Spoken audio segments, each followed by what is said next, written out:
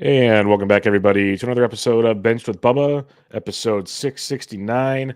Going to recap your week 6 FAAB, talk some playing time trends, and much, much more.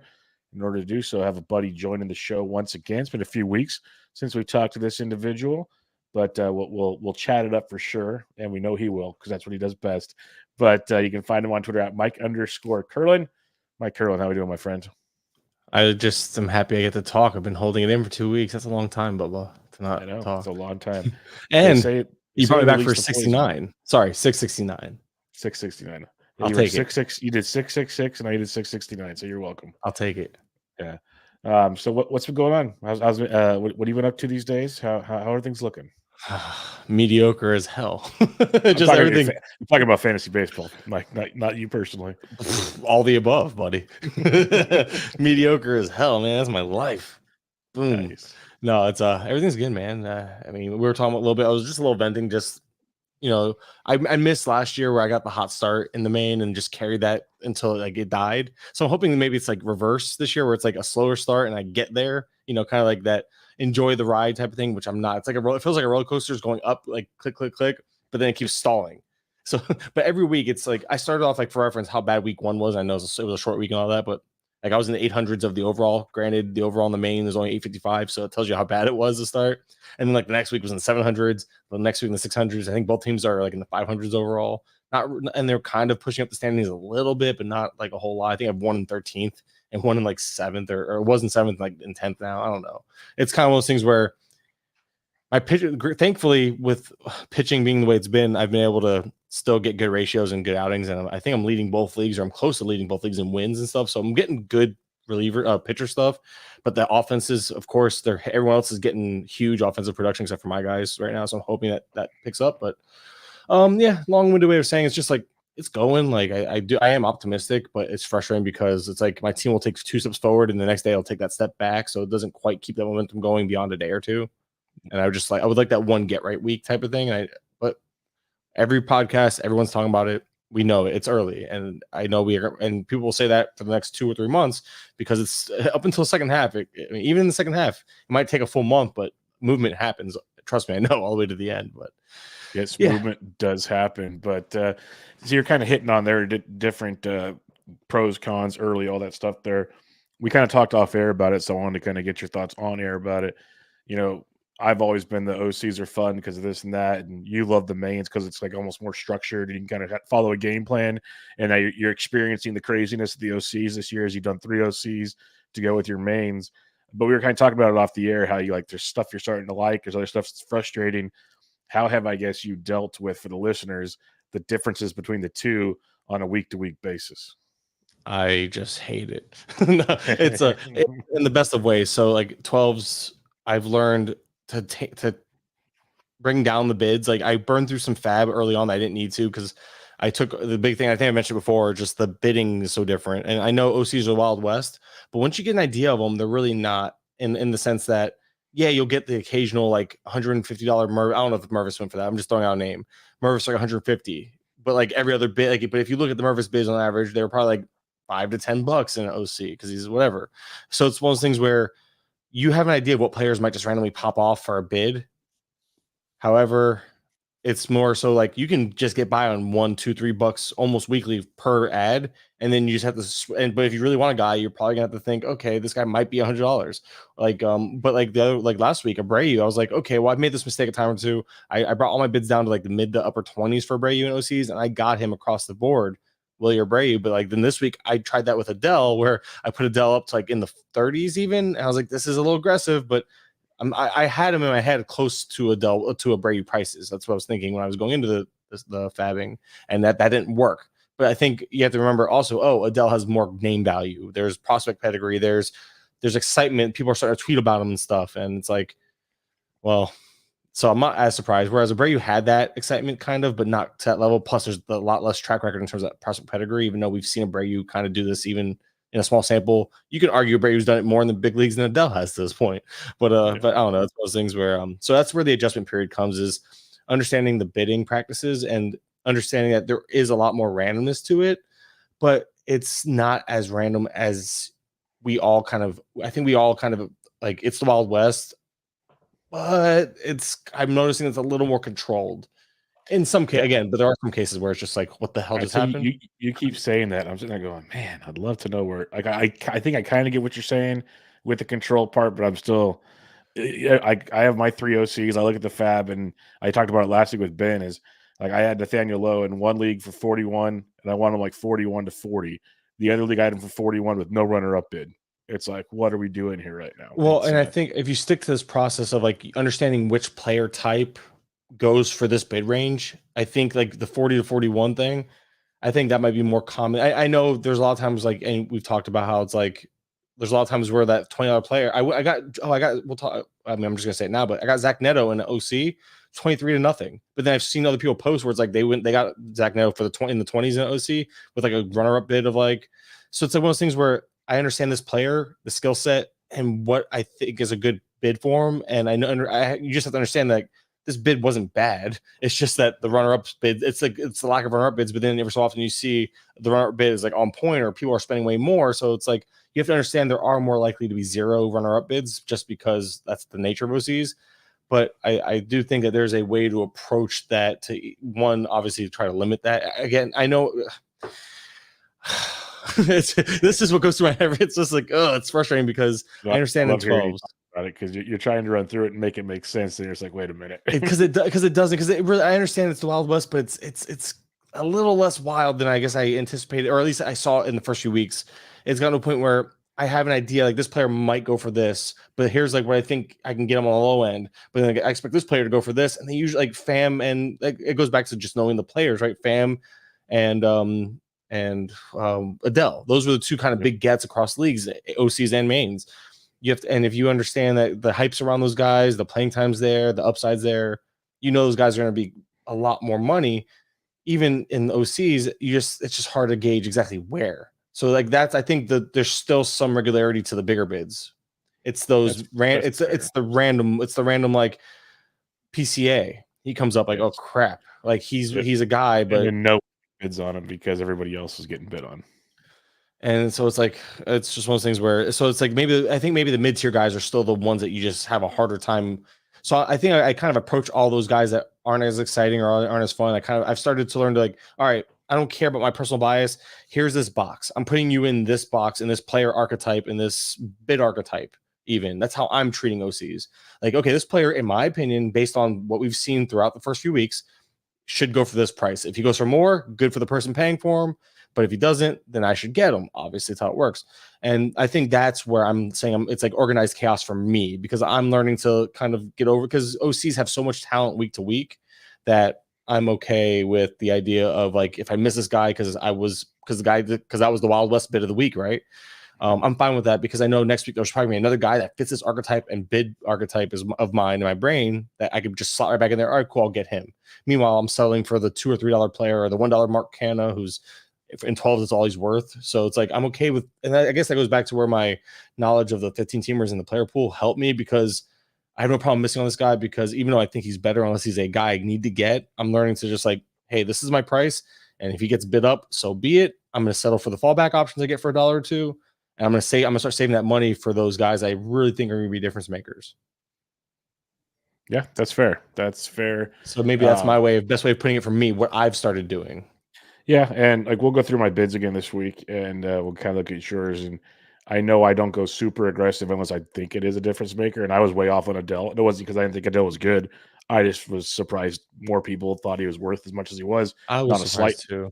Not a slight on it, because like I think he is actually. I thought I was aggressive. Yeah, I thought that's the thing. Well, I've spoke on this pretty much every time I do a FAAB show. Is my nature of being aggressive is always timid. Like I know that if I really like when I went out and got Josh Lowe last week, that was like crazy for me to go spend $240 or whatever on a player. But to me, he's a difference maker, and that's kind of one of those things. I'm surprised that, and I heard that I was listening to that pod too, and I was surprised that the runner-up was in the hundreds, or at least I think it was like the lower mid hundreds. It was 175. Or it was higher. Almost, so yeah, we were way off each other though for what I thought. But still, I'm still not surprised. Like 20, like if Josh Lowe, I mean, now obviously a setback, but if he was made available in my OC, I'm probably spending close to 200 just because based on whichever league. There's one league has a lot more money than the rest, but like I went after Kauser, I got him for 170 something, and that was one of the like okay prices compared to the rest. So That's where it goes back to. But I was just one of those things where I was like, if not, I'll just save that money for hopefully somebody drops to Josh Lowe. But yeah, because I think Josh Lowe is a good type of guy that comes back on a per game appearance. I don't know. I think if you're going to be aggressive and you have the budget, that's the type of guy you go out and get, because those guys aren't available anywhere else. There's a reason why they're not available anywhere else. Yep. But yeah, it's just that's where it gets frustrating, because you thought you went above and beyond because you wanted them, but sometimes overpaying is okay because you got to secure the guy. Like, again, I thought I was overpaying for Adell. We'll get back to him later, but it was one of those things where like I was being aggressive because I actually I was an Adell guy this week, but you wouldn't guess it because I got 0 shares. Because I thought I was being aggressive, but I was a runner up in my main and wasn't even touching them in OCs apparently. Yeah, well, and like I said, I was going to ask you more questions on it, but we'll talk about Adell when we do the FAAB recaps, because I'm kind of curious. We'll talk about our kind of thoughts on price range and everything and see what went crazy in that regard. But let's talk about some playing time stuff, because you are MLBplayingtime.com and all that fun stuff. And we'll kind of just spitball here. There's always moving pieces with a million injuries. Playing time continues to fluctuate and hit and miss. But let's kind of do like a quick run through the teams to see what's new, because I think last time I had you on about 3 weeks ago, we talked about some early playing time standouts. And what are you shaking your head for? I'm just shaking my head because it's like, dude, like I'm just already thinking about certain teams. I'm like, I don't know what, like some of these teams make no sense with their moves or lack thereof, or how often they're changing things. It blows my mind because this is the closest it's felt to the COVID year in terms of like the amount of lineup changes and people, and now maybe the injuries are playing a part in that. But this really does feel like one of those weird, like there's more to keep up with than ever. And of course, I'm not offering a paid service like I have in the past, which probably would have been a little more, would probably have actually been a little more lucrative this year, considering, because this feels like a lot more flexibility and teams really making changes on a day-to-day basis almost than usual. I know it can fluctuate from team to team, but it feels like almost every team's taking part in this, hey, let's platoon players thing, or let's move guys up and down every day thing. I don't know. It's wild. Yeah, it's very wild. So let's go alphabetically here. We'll start in the NL West. Arizona Diamondbacks. There's been one, because we have our group chat still, and we were Blaze Alexander fans, and he hasn't been playing a ton. He's leading off on Monday versus a lefty, which is nice. But like, what are you seeing when you look at the Arizona team? Besides, I know where you're going to head to the guy that's been batting 7th or 8th a lot this week or last week or so. Well, then there's no real nothing really actionable there in terms of like you're not sitting Corbin Carroll, but Corbin Carroll is obviously banging at the bottom lineup. He's been struggling all around. People, there's the debate that, remember, because I tweeted out the splits just because I happened to remember, like, hey, he hurt his shoulder last year on a swing and he was like, we thought it was like end of season, like he's gonna go get surgery, because it was one of those like the shoulder was hanging and he's walking off the field, like almost like Trevor's story, not obviously as bad, but it looked like that, that's what it reminded me of. And he came back a couple days later, and we were all like in shock and awe. And then and then Carroll just slowed down most of the way after that. And it was like, oh, okay. And then, we thought, oh, he comes back this year, maybe some rest, rehab did him well. But I was always concerned. I'm like, maybe it didn't. Who knows what's going on there? Plus, didn't he have to? I remember him like altering his swing initially to combat it happening again. So mechanical flaws are there. People, and somebody, you change a swing, that can take some time to adjust, or it could throw you off completely with your timing. Who knows? But at the end of the day, Corbin Carroll just looks lost right now, and pitchers have figured him out. He has to adjust. I think Corbin Carroll is a good hitter, and I think he's going to adapt, and I think Carroll's going to be fine. But and maybe the power, maybe everyone was hoping like maybe on that 30-50 season type of season, knowing that the power is pushing 30, maybe. But right now we're going to be lucky to get 20 out of him, unless he goes on a big heater with home runs. And if you're telling me Corbin Carroll is a 15-30 guy, that's Bryson Stott. Like, you know what I mean? Like, that's where it gets frustrating. Although Stott has his own issues right now, but that's last year when you were drafting Bryson Stott or Andres Jimenez, you were hoping for 15-30. And I think maybe 30 is low on the stolen bases for Carroll, but you get my point. Like, that profile is just not as appealing if he's only giving you 3.5 versus the 4 to 5 category production that you drafted him as a top 5 player with. So I don't know. I think there might be something there with the shoulder, but I don't. There's just, people are mixed. People think Carroll just has to figure this out because pitchers have figured him out. So that's kind of the biggest one, obviously. Yeah, no, I'm curious to see where it keeps going. I always was worried about the shoulder even in draft season. Again, maybe he's healthy. He's just figuring things out. Who knows? I've even seen some people tweet out that maybe he gets put to AAA to get it figured out. That's very real possibility. I'd be shocked if they did it, but we've seen weirder things. before. The funny thing would be is remember people like there were people saying Ellie could go to AAA this year, blah blah blah, and it's just funny because Ellie's crushing it. And although I'm not here to victory lap that because I never the only thing I got right about Ellie, the only thing is I still don't think I don't care how bad he is, I don't think he gets sent down, especially now with all the injuries. But Ellie was a guy that I was like, yeah, they're not. I don't see them sending him down. So it's like the only I can't victory lap anything because I don't have Ellie on teams because I was afraid of the floor, and even the floor. Even if he's saying 200 right now, he's going to steal 30 bases a month. Like, what is the like? floor looks pretty darn good right now. This is bad. Like, oh my god, what a! And part of it, I obviously I was scared, but I also just preferred pitching in the second and third rounds of deeper formats. So that part's working out great, but not when my hitters aren't hitting. So anyway, so I digress. I can't even like the only thing I got, like I said, the only thing I got right was the most obvious part of that whole equation for Ellie, which basically I got nothing right about it. But the rest of the stuff real quick on this is Jake McCarthy's led off 2 of the last 4 righties. He batted 6th against another one. I don't know what he's a lefty tonight. He won't start against lefty most likely.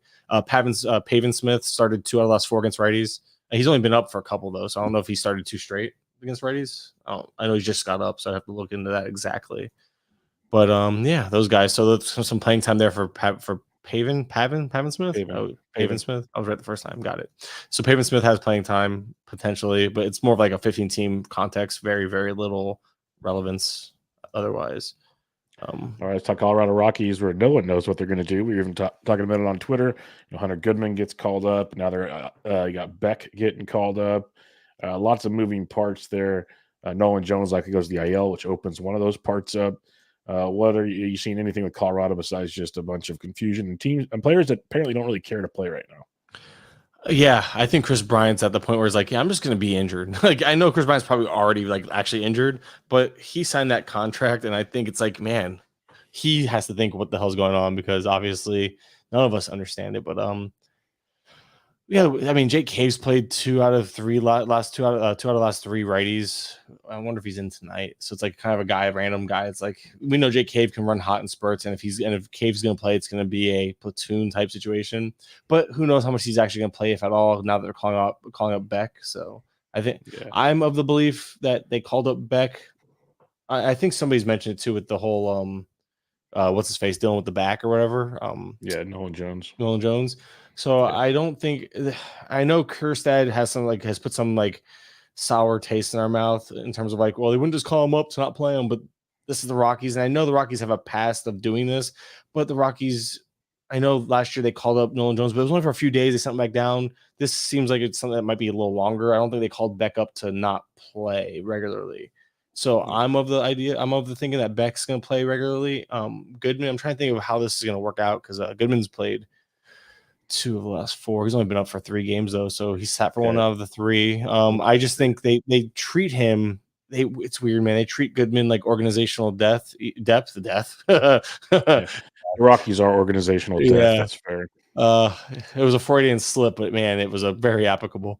So Goodman's, it always scared me how they treated Goodman going back last year because it's like he deserved to play, but they still didn't play him every day. So why didn't they play him every day? Then they would platoon him, but then they wouldn't, and it was like 3 out of like 6 he'd play. And I'm afraid that Goodman falls right back into one of those roles because this is the same team that was playing Mike Toglia every single day. So you would think, oh, there's a clear spot for him, but they're still making a point to mix and match and get Jake Cave types in there and all that. So Elias Montero looks safe for now, unless they put Goodman in the infield or whatever at first base. Tovar, Elias Diaz, Ryan McMahon, those are kind of the only ones. Brendan Rodgers, obviously, when he's upright. Blackman's been losing some playing time. I don't know if he's dinged up. He's not playing well. He started out red hot. I think he's dinged up, or age is already catching up with him in his final season. That's where I think like literally Goodman and Beck, if they both hit, could just like Blackman could hang out and play a couple days a week.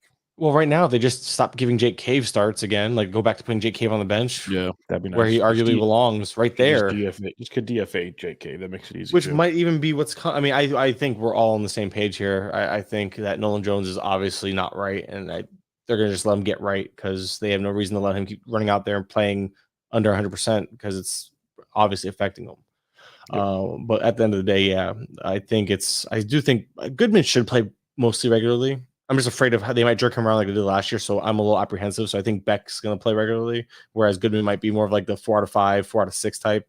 And that's frustrating because I think we all agree Goodman should play every day. But that would just be my guess, given how they've treated him in the past and how they've already sat him 1 out of 3. So it's like they already aren't. Like, I'll give you my full thoughts on Goodman in the FAAB recap, but I'm not liking this already. Well, it scares me. Like, it just scares me based on last year's usage. I know because we had a really solid run of Goodman. I remember because I rostered him, and then they decided to stop randomly playing him for no reason. Like, it wasn't anybody else in the way. They just stopped, and then they would So that's what scares me. Not that Goodman isn't worth a spec, because I could be wrong. I don't like speaking absolutes with the Rockies because it's the Rockies, but it always scares me with him. But I still think Goodman can. If he's not playing 5 out of 6, I'd be surprised. But I wouldn't be surprised. Does that make any sense? 5 out of 6, you'd be surprised because he should be, but you wouldn't be surprised because it's the Rockies. Yes. Let's go to the Dodgers. Let's go to the Dodgers. Los Angeles Dodgers. Gavin Lux is platooning now. Just if anybody's missed that one. Other than that, it seems Outman is kind of doing his thing, but it feels like for the most part your usual suspects are in play, especially Andy Pages, who has played every game essentially since getting called up, which is good to see.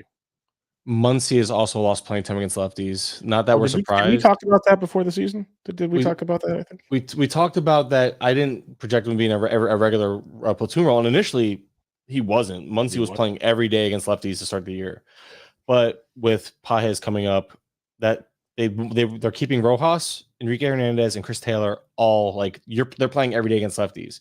With Pages being an everyday player for them, Muncy now falls into a platoon, and he sat against the last 2 lefties, and if I scroll back a little more, he's started 1 out of the last 4 against lefties. And I'm using the tool on MLBplayingtime.com, which is a free playing time dashboard. So just for those, if anyone's curious, quick plug. I use that. I use it for myself all the time when I do FAAB prep and all that. I should probably promote this thing because it's not like I'm not charging anybody for it. I paid for it, but anyway, it would be wise of you. Yes. Well, it's just one of those things where it's a free tool to look at playing time yourself, so you can see what I'm seeing at your own leisure. Because I'm not, and heck, I miss things, right? But anyway, yeah. So Rojas, Hernandez, and Taylor are getting every lefty. So Muncy is the one that's like Outman and Lux have been platoons all year. Muncy's the one that's fallen into one over the last couple weeks with Pages up and taking out playing time. However, remember how I mentioned Muncy's the one that got the start against lefties? If Pages needs a day off or anybody needs a day off, Muncy would be the one that gets that start against a lefty when a righty needs a day off. So it's one of those things where, yeah, Muncy's in a platoon, but he's also going to be the first one to get playing time against a lefty if the opportunity arises. So, but yeah, just know right now, if you're prepping for this week, let's see what they have. Dodgers are facing 3 lefties. You might want to consider. They have a split week, yep. And it's 2 of them in the first half. And I bet you that is the lineup up yet for tonight? Yeah, I was just looking at it actually. Give me 1 second. I'm looking at it too. So I didn't. There's Betts, Otani, Freeman, Smith, Teoscar, Muncy's in, Hernandez, Pages, and Rojas. So no Lux, no Outman, but yes, Muncy. Who's the one? Someone's sitting then. Who's the one sitting? Who's the one sitting? Freeman. No, Freeman's in. Who's? Taylor's. Oh, Taylor's not in. Oh, there you go. Yeah.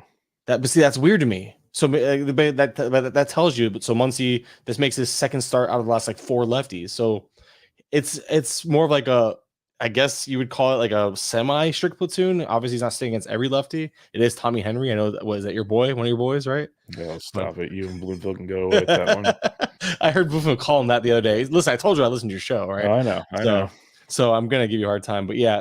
So that's why I'm saying Muncy's of the lefties that are platooning, Muncy's the one that gets the occasional start against a lefty. So he's not in a strict platoon compared to the other ones where you haven't seen Lux or Outman get any starts, and it's gonna take an injury for that to happen. And even with the Hayward injury, they end up bringing up Pages, or they end up going out and get what's his face as a lefty to put or as a Trammell was a lefty. That's weird. Yeah, Trammell was lefty. They got rid of him already. Yeah, well, I know that's what I'm saying. They went out and got depth. So I feel like this is the type of if another injury happens in the outfield, I feel like they go down to the minors and they grab what's his face that would hit, which would be a lefty hitter for them. Our boy, this was a guy I was in on last year. I can't think of his name. Doesn't matter. Play second for him. Couldn't play second, so they put him in the outfield. On the Dodgers? Yeah. Oh yeah. Well, as soon as I say the name, you're gonna be like, oh yeah. But it's gonna bother me, so I gotta buy time as I look it up because I can't think of his name for some reason. And it's well, I'm gonna get it here. Vargas. Oh, Miguel Vargas. That's right. Yep. See, and he's a righty, so he'd be the guy that comes up, plays the outfield in a corner outfield spot, and so it's one of those things where I don't think even with an injury, Outman necessarily gets that playing time. So we can move on. I know I've harped on the fact that Outman's not playing against lefties, but I just feel like if you're holding on to hope, I just personally don't have any for Outman, which sucks because I was kind of in on him early on in draft season. Then I kind of started fading off of him for no real reason other than liking other players around him in that price range. So it was like one of those like I liked Outman and I had some FOMO, but I'm glad I didn't. I'm glad I didn't buy back in, I guess. Yeah, I have a few shares in DCs and whatnot, in OCs, and everything's pretty much ousted in my world. Let's talk San Diego Padres here, where it's pretty straightforward outside of maybe where guys hit lineups for the most part. But there are a few moving parts, like Graham Pauley, who got recalled. I wish he'd play every day. I think there's just so much pop in that bat, but Tyler Wade's got some playing time. They're facing a lefty tonight, and Eggy Rosario's playing over Graham Pauley. So what are you seeing if you look at this lineup that stands out to you? And Jackson Merrill he might be going back to AAA pretty soon. Well, what I like about this, what I like about Pauley's outlook is that he started 2 of the last 3 against righties. So at least the playing time, the playing time's getting there, and Machado is back at third base. So that opens up the DH spot, which is where they actually want Pauley.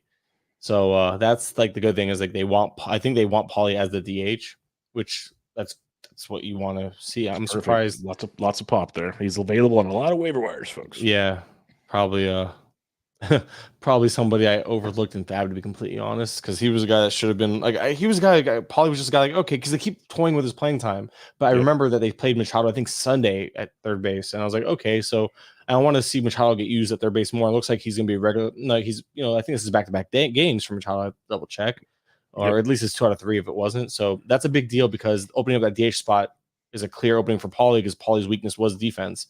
So I think Pauley's a very interesting player. He's part of that platoon. He's going to be definitely a lefty. He's going to be a righty platoon bat, but still that has value in 15. So Graham Pauley's a name definitely to just know about. Watch how he does this week type of thing. And if they have a run of righties next week or next couple weeks, you pick them up. Like this week, 4-2 is what I have on my sheet. I'm just not sure if that's like, well, it's one of those things where it's like he'll pinch hit, but he's also the type of guy that can get pitch hit for. So it's a kind of like, I think it ends up evening out for Pauley. That's why it's like I want like a 5 out of 6 type of thing when I'm getting a guy that's in that. He's in one of those like super strict platoons where he's the type that get pitch hit for, but also pinch hit up in the games. So it evens out so much to where it's like those play appearances, those extra play appearances aren't really there. And that's like guys like Palacios sometimes fall into like platoons like that. Luke Raley last year, where it was like really frustrating, but on a per play appearance thing, he was still useful. So it's like I don't know. Pauley right now is just so strict in a platoon from what I've seen, that I want it to be like at least 5 out of 6 righties on the schedule to start. That way I know I'm getting a little extra play appearances that he might lose because he might get pitch hit for late in games. With you. San Francisco Giants, it's pretty much a straight platoon in most situations as usual there. Anything standing out to you, though? Because Lamont Wade's playing great. It'd be nice if he'd get to play more, but it's just not happening. You have Lamont Wade playing great. You have Yastrzemski playing great. And I'm biased because Yastrzemski's I know, but those two are strict platoons right now. Like neither one of them have been starting against lefties at all. You still have Conforto playing every day. We know Yastrzemski. I think if like it's weird because with Wade and Yastrzemski hitting as well as they are, I'm surprised they haven't given like Soler the occasional day off or like just like get other guys in there, just see if the bats can run hot against lefties. However, it is what it is. There's no hope here. We look at the numbers and we just go based off of the trends, and what you're seeing is what you're seeing. That you just have to understand that these guys are hitting these guys like Yastrzemski and Wade are strictly in platoons right now.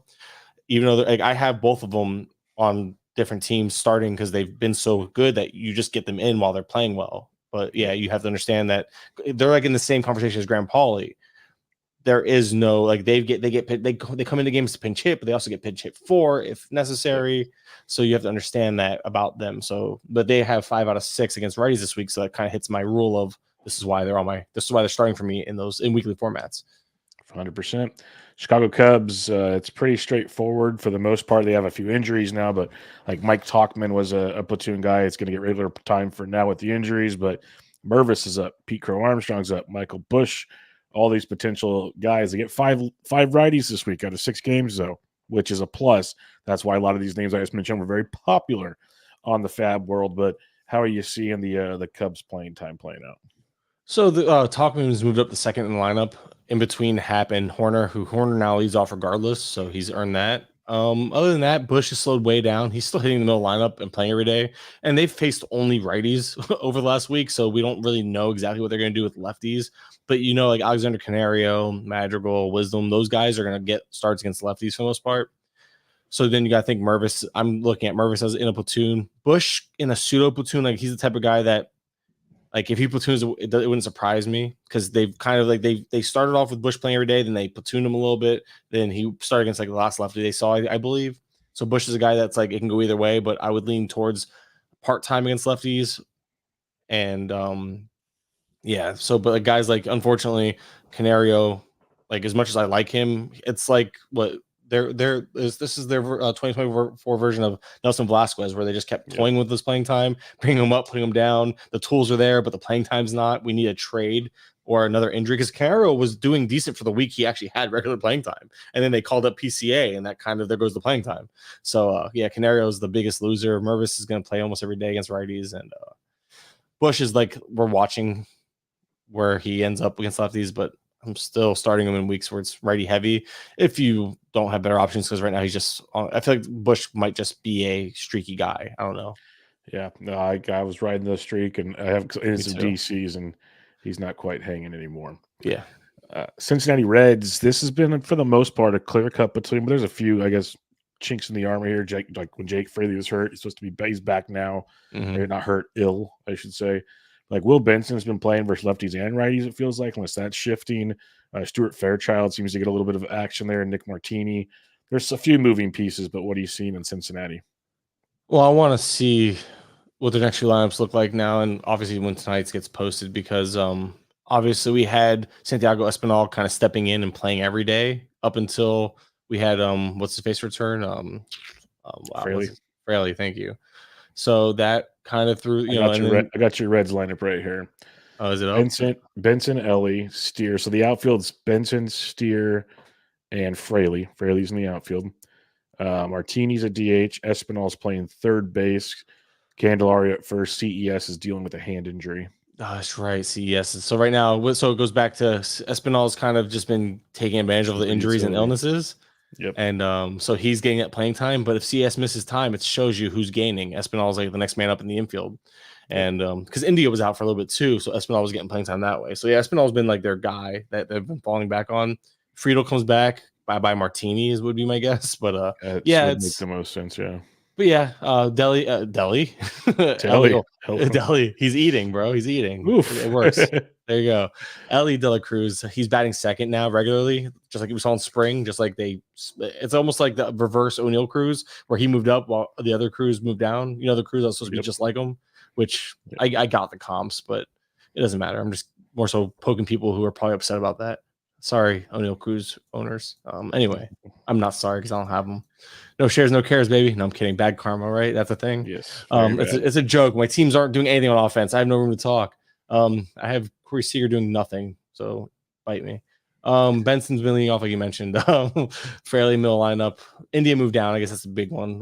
Because he was a guy that's kind of like, you bank on that volume and still hitting the middle of a good lineup. He moved down to the middle. He's hitting like fifth, which is not bad either. That's what I'm saying. It's like, it's just a different skill set. This happened last year with India. You might have wanted the runs and the stolen bases, but now you might just get some stolen bases, but now those runs turn into RBI opportunities. So it's like, you just have to understand, like, you might have projected him for 80 runs, but now it's closer to 80 RBIs and 60 runs. You know what I mean? Just might be, I'm just throwing numbers out there, but you get my point. You have to shift that expectation stats, and you have to adjust for that when you set your lineups. I still think India will probably lead off against lefties. We just haven't seen that happen. Yeah. Since he's been back. The one lefty was Stuart Fairchild who led off but India was out. So there's that. Yeah. So we'll see. But for the most part, when TJ Friedel comes back, that's the big takeaway. Martini, you're shaking now. You're not stirred. Yeah. Milwaukee Brewers, Sal Frelick's been leading off quite a bit these days. We have Blake Perkins playing because Yelich just can't get healthy. Jake Bowers is getting some run. What are you seeing here? Because Gary Sanchez has actually been playing a lot more, and Contreras has moved to DH, but there are some moving pieces.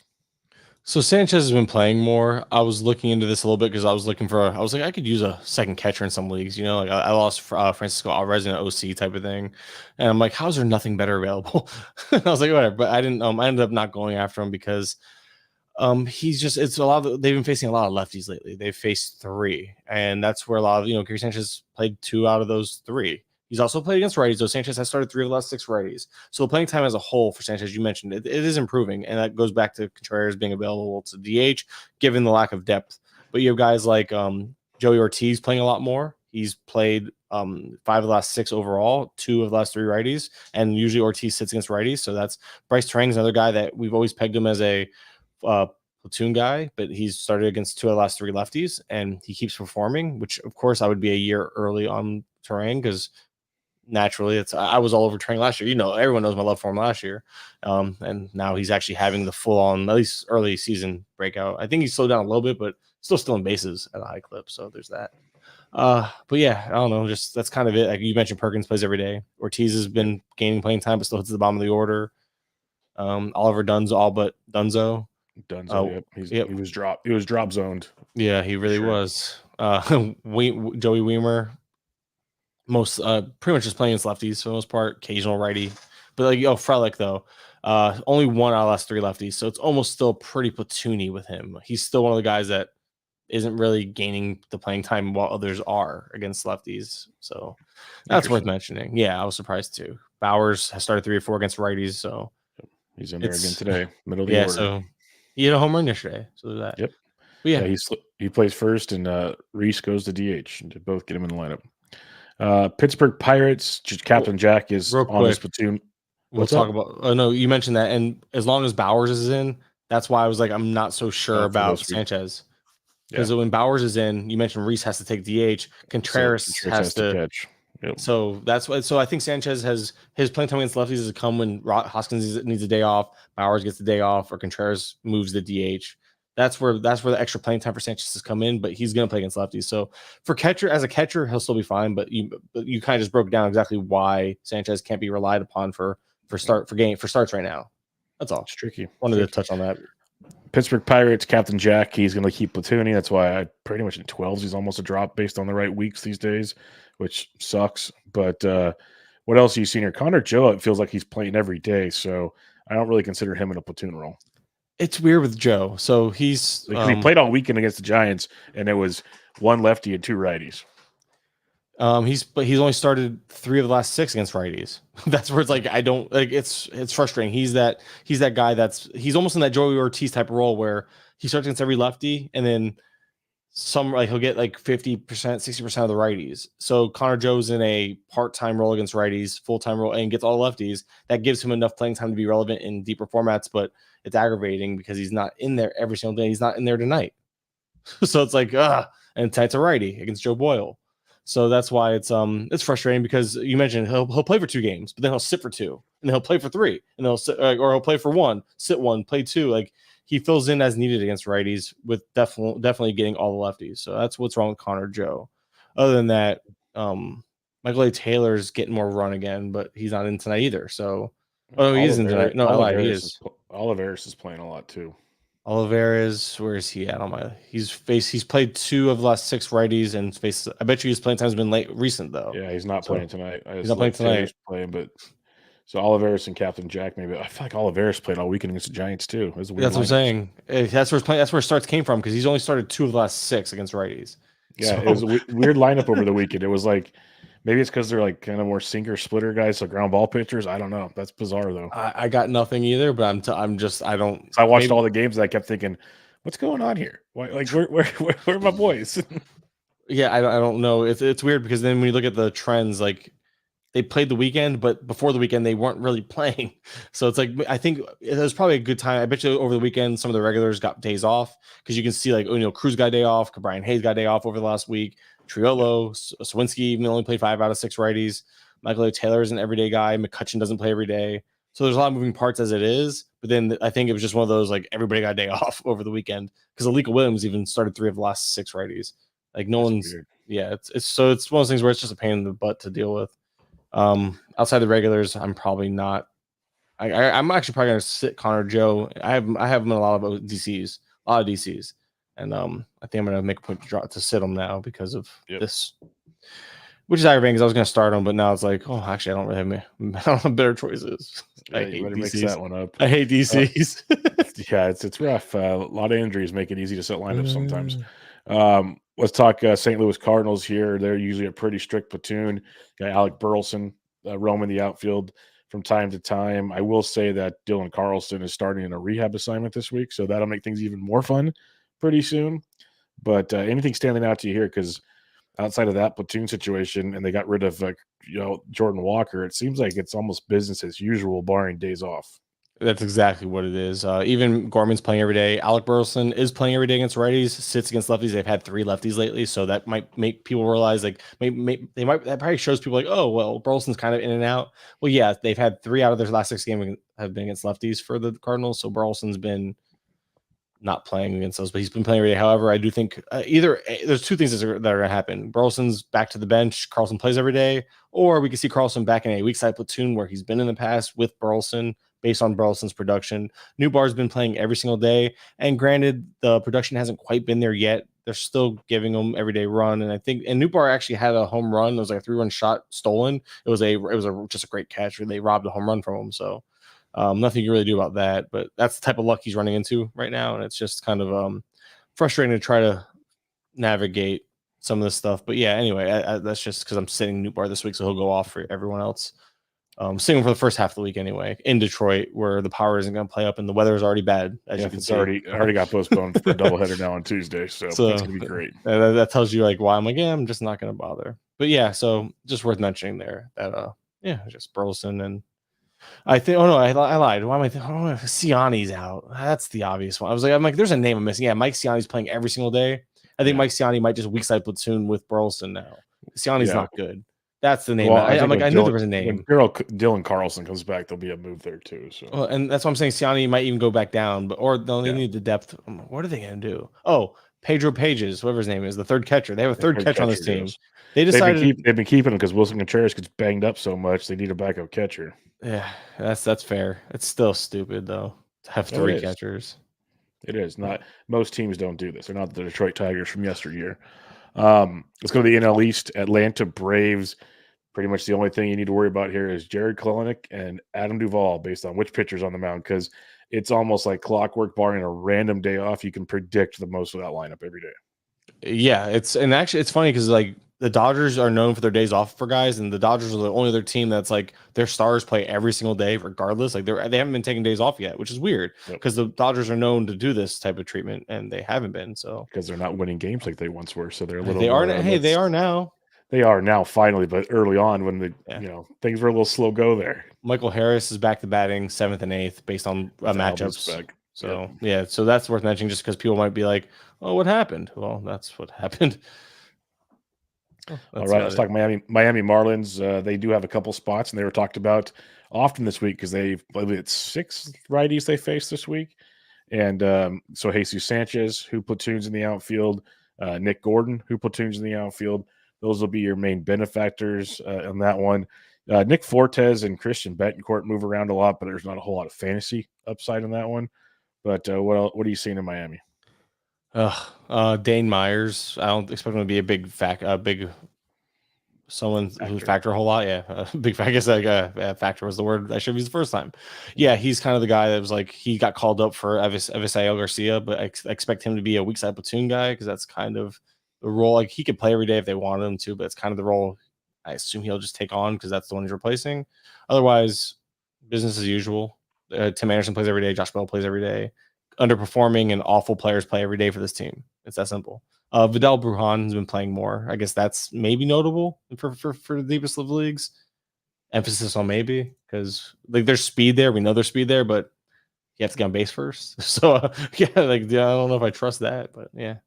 You can tell I'm really enthused about really question for you being the Marlins guy and all.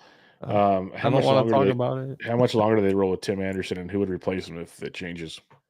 I think they roll Tim Anderson out into the ground until they're going to try to trade him for a bag of baseballs. They don't care. They have what are they going to do? Vidal Brujan, who can't play shortstop, awful shortstop. At least he was last year. Otto Lopez. Like these are like they have everyone else's scraps that were DFA'd. That's what this team has done. Maybe they call up what's his face? They got him from the Dodgers last year. Jacob Amaya, I think it is. Like I don't know if there's a relation to the other Maya, probably.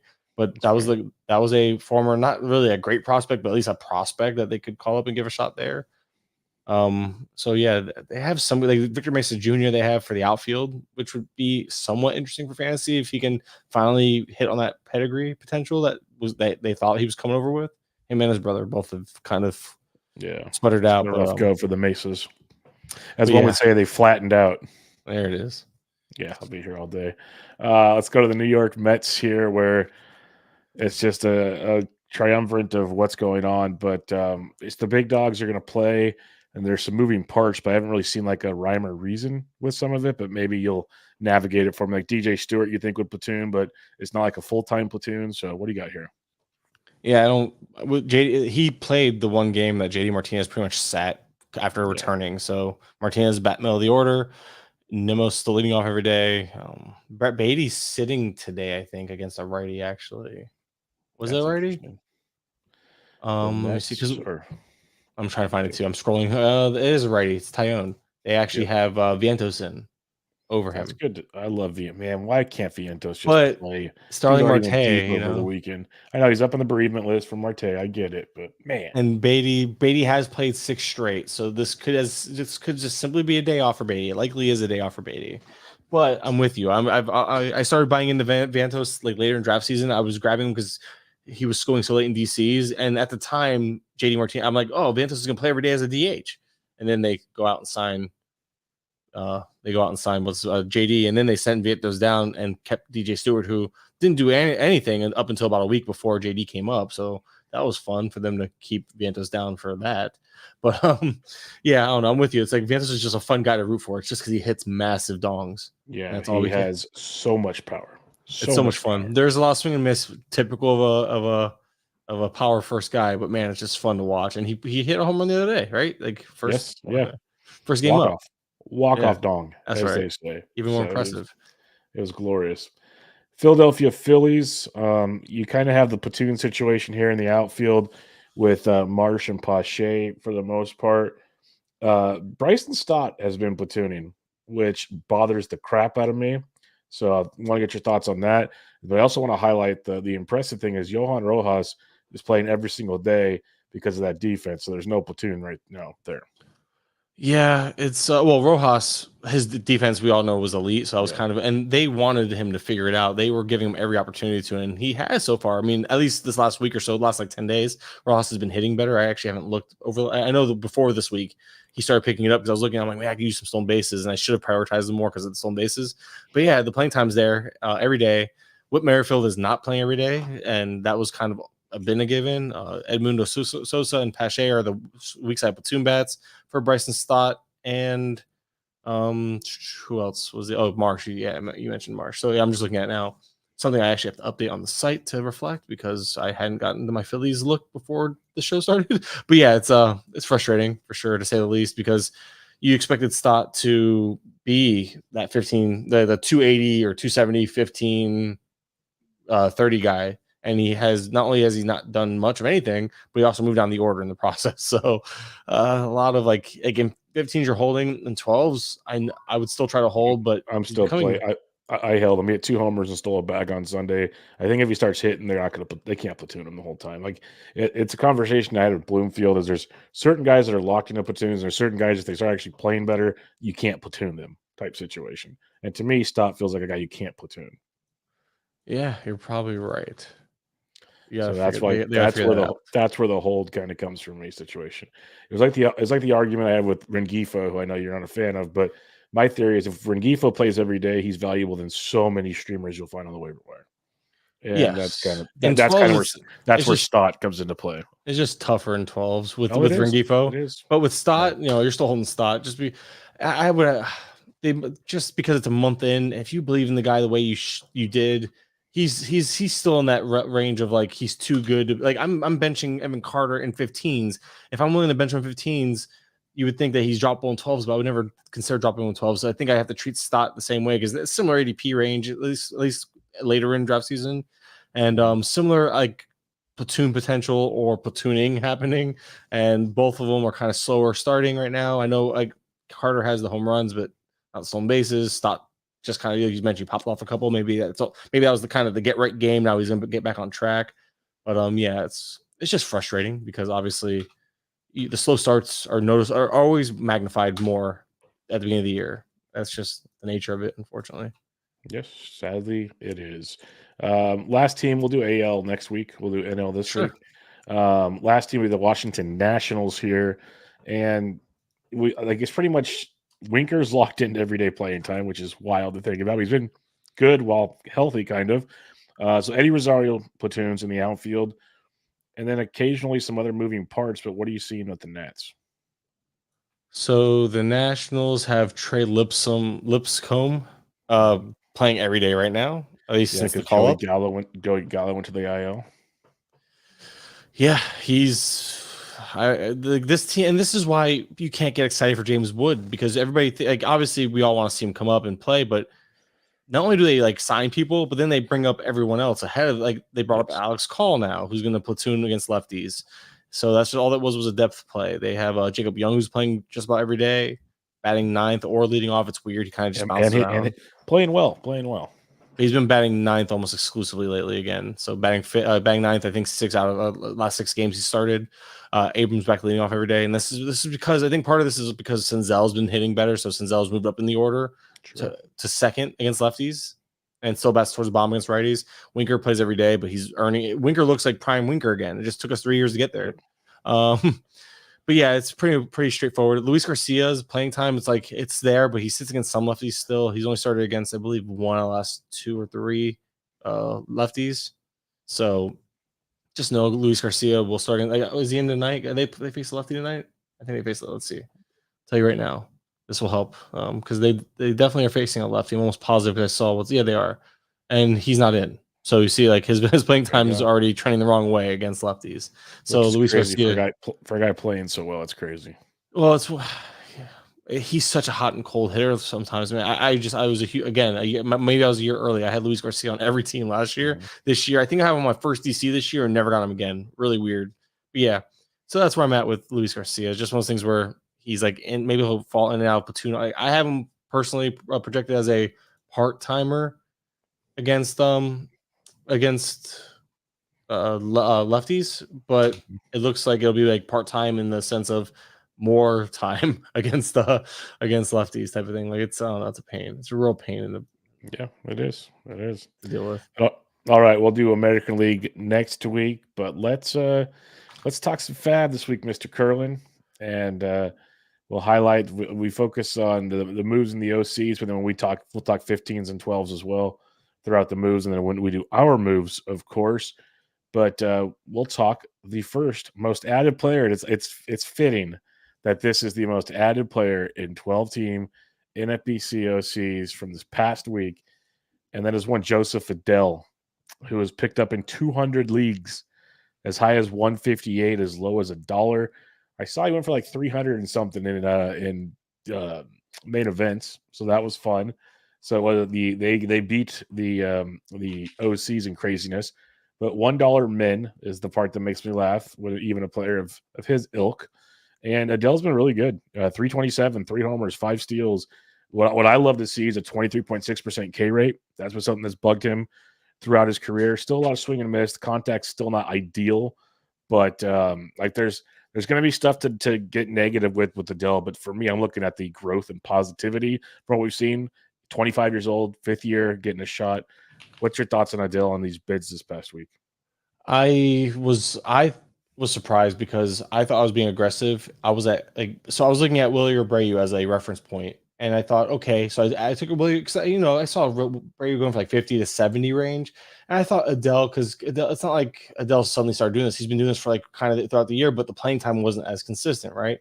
Mm-hmm. So I was like, all right, well, I didn't think people were going to be super in on Adell like they were. I was kind of, not that they shouldn't have been, because I thought I was being aggressive. I was going after him, and my bid was 82 or 83, and he was only available in one of my mains, and that would have put me in like the bottom 12-ish bids on him at 82, and I was like, holy crap, I didn't realize that there was that much of a market for it. So I underestimated the market just because there's been so much. I thought people, this is the type of guy with, if you prospect fatigue is what you hear people mention, this feels like prospect fatigue with him.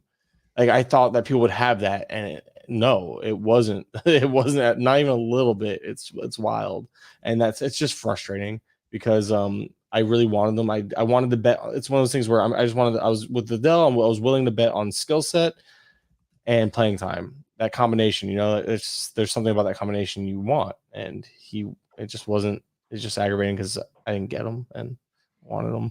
I'm sad. Oh, you sound very, very sad in this one, but yeah, you might have said it there. I can't remember, but what was your bid range on him? I was at 82, I think was my exact bid on him. In your main events? In my main events, and in my OCs, I was in the 40s roughly. Okay. I was 35 to 45. I'm pretty sure my OCs. So we're in the same boat there. I tried treating, because I kind of took Willie or Brayu as the floor or as like the median, thinking, okay, I'll go like $10 above what I thought, because Willie in my leagues was like in the 60s and 70s range, or I think 50s and 60s even. And so I was like, all right, cool. So 80 felt aggressive because I'm jumping, $20 to $30 compared to Willie or Brayu, who was a similar skill set, playing time was improving, et cetera, et cetera. But people just really almost treated him like a lot of these bids. I'm looking at 15s, a lot of these bids being triple digits. People were treating him more like the difference maker that I still think he can be. I just didn't think he was going to. I really just was surprised that he demanded such a high amount. And it's aggravating because I thought, again, I went after him thinking I was being the aggressive one, and I wasn't even close to being aggressive. So it was just one of those things where I misread the market on him. I'm usually better about gauging the market on players, and that one was even though it was higher than some, it just wasn't nearly high enough to get him, which is aggravating. Yeah. It was an interesting one, definitely an interesting one. It's tough. I mean, you're betting on skills and playing time. Like those are like, how often does a player with this skill set, albeit like years ago, prospect pedigree, and how often does this type of stuff align itself with tangible skill change with a little bit within the skill set? It's rare that you get that combination, so I'm not surprised people were really aggressive on them. No, that's why I liked them. The improvements, 25. Like there's a lot to see there. So we'll see. A guy that's not 25, almost the flip side of this one, Tommy Pham, second most added player. Talking about this last week, he wasn't available, I don't think, in any OCs last week because he hadn't played yet. No one drafted him. In 15s, he was available because people drafted him and dropped him. Tommy Pham was added to 173 leagues. Thus, he's still out there on other teams or other leagues. So keep an eye on that. But he was added for 135, dropped a minimum of $1 for Pham. He hit safely in all 3 games since called up, got Monday off to give him a day off. But I don't think we have a ton to say on Pham. Like we both liked Pham. It's just like I was aggressive on him last week in my 15s. I went for him this week in 12s. Not sure if I actually got him in any 12s this week, but I did like what Pham can bring to the table. And that was kind of similar. Like I went into the 90s for Pham in my mains, and I was like in the 40s or 50s again in OC. Just going back to Pham isn't such a difference maker in OCs compared to mains, so I didn't value him like he ended up going in main. I still wanted him because I still thought he was clearly better than a lot of options. And if there's there's that pop potential, the pop factor, but in OCs his skill set isn't as enticing. I mean, it's not as. I just think that you could find that more commonly. So I didn't want to go into the triple digits for him in OCs, but I wasn't even close. Again, I thought I was being aggressive with Pham and Adell. I think maybe it was the other way around. Maybe I prioritized Adell, aiming for ceiling there over Pham and OCs. I remember being aggressive on what I thought was aggressive on both, considering formats, and I didn't get either. And I don't know. I have nothing to say, but I have no idea what to think. I'm trying his main event prices. Oh, he was only available in 12 main events, or at least that's what I got added in. 15s, he was pretty much gone already. I got him for $25 the week before. Like, hey, they're calling him up. I threw $25 on him and got him like 25 to 12. So I was like, whatever, overpay, stash him for a week and a half. I'll take it. But then this week, my bid was in the 90s, and I would have had the 4th lowest bid because he went as much as 203 in a main and the lowest was 55, which was actually a really great bid, 55 to 44. But yeah, it's one of those things, and it's crazy. It's like in leagues where they go really low, the runner-ups are always really competitive. So it's really funny how that works. Like almost like those are like the keep them honest bids, if you want to call them that. More like a, hey, I want them, but I don't have the money or don't want to spend as much on them. Oh, I got them anyway, which I did with one of my ads this week, so that was kind of fun. It's nice. It's nice when it works out. It feels like it rarely does for me, but when it does, it is nice. Yes, I completely agree with you there. Third most added player in 12s this week, Bailey Falter. That's how you know things are fun, folks. 159 leagues, as high as $61, as low as $1. Falter's got a 2-step this week, and he's been serviceable. I'll say that much. 18 Ks in 27 innings, 3.33 ERA, 4.56 xFIP make you think they might go the wrong direction, but a nice little 2-step on tap. So made Falter pretty popular. Starts with Oakland on Monday night, which is always a plus. But Oakland, hey, they went into Baltimore and showed some things. So what was your thoughts on Bailey Falter? I think I got him in one league super cheap just because the 2-step, I think it was my OLAC, so it's a 15-teamer. And just because the 2-step was so enticing and he's shown some signs of life, and it's like almost like Blackburn a couple weeks ago, you're kind of just and Trevor Williams, like with where pitching's at right now, you need to almost target matchups more than the pitcher itself. Sometimes, at times, and I'm willing to take that risk because this week, I don't know, maybe it just lines up for me. I have a lot of 2-start guys this week, so I'm hoping that either A, he amplifies that, or B, if he's really bad, I can kind of bury him under all the other volume I have going around him. Makes sense. That's kind of where. But yeah, Falter is just a guy that's like, for me. I mean, he is just a guy, but I'm the same guy who. You remember? I think I was talking to you about that. I was like, it was our group chat where I was like, "Hey, pray for me, T's and P's, baby," because I just started Trevor Williams in my main week 2, and man, that was probably my best stream of the year so far. Because I didn't, let's be real, like I can't sit here and be like, "Oh, I knew it." Nope, just targeted a guy who looked decent in one start and had 2 good matchups and was cheap on FAAB. And that's what this was. We'll talk about the other guy, but I had no problem if you want to try Falter. It's good matchups. Just hope he survives, essentially. So I'm totally fine with this. We'll talk about Feltner later, but he's actually rostered in a lot more leagues. Yanier Cano, 140 leagues, as high as 181, as low as $1. Craig Kimbrell, a couple blown saves for the weekend, left with the trainer on Sunday. High back stiffness is what they called it.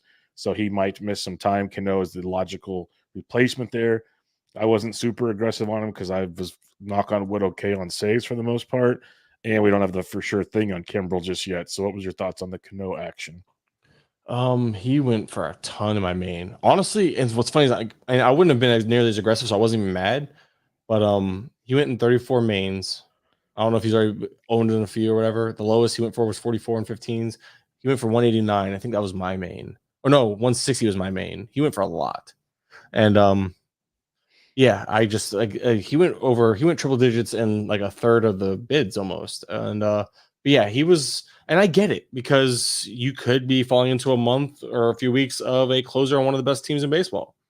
But we've also seen Cano's. I think we talked about Cano at the beginning of the year where we've seen the struggles with him, so we know that there's a potential that it doesn't work out. But people are losing closers left and right. People have guys like me where I have Michael Kopech, but I don't have the funds to go out and chasing saves in a situation like this. And obviously, what's his face just had a setback. I spent my money on Yates, and that's been the only reason why I have any points and saves. But in that league, but yeah, so it's like I get it. I get it in 15s, but in 12s, I would just wait for that. I would just wait for you could have had Neris for like half the price, if not, or maybe you could probably get ahead of it. Heck, and we'll talk about there were specs that were cheaper this week or free. Like I ended up bidding on guys, putting even in 15s. I bid on a spec that was $8 to $0 in one league, and I was like, well, that was a way. I could have gone for $1. I just thought other people would be specking. Real quick, I'm going to jump to this one because it's another closer that went popularly in 12s. We had Jason Adam, 99 leagues for as high as 212, as low as $5. It's not a $1 bid. That's interesting. And then we also had Justin Lawerence of the Rockies, 80 leagues as high as 153, as low as $1. Now, we know the Colorado thing. That'll be the narrative everyone plays. But Lawerence did get 2 saves last week in Colorado, which is pretty big. They all matter the same. Jason Adam should be the main guy with Fairbanks out. We still don't have a definitive answer on Fairbanks, which is kind of scary, all things considered. Adam's more of a high leverage guy, though. We already saw that this past week, and Clevenger got the save there. So between Lawerence, Adam, Cano, and again, we haven't got to Neris because he's farther down the OC world, But how would you approach those three, the three most popular reliever ads this week?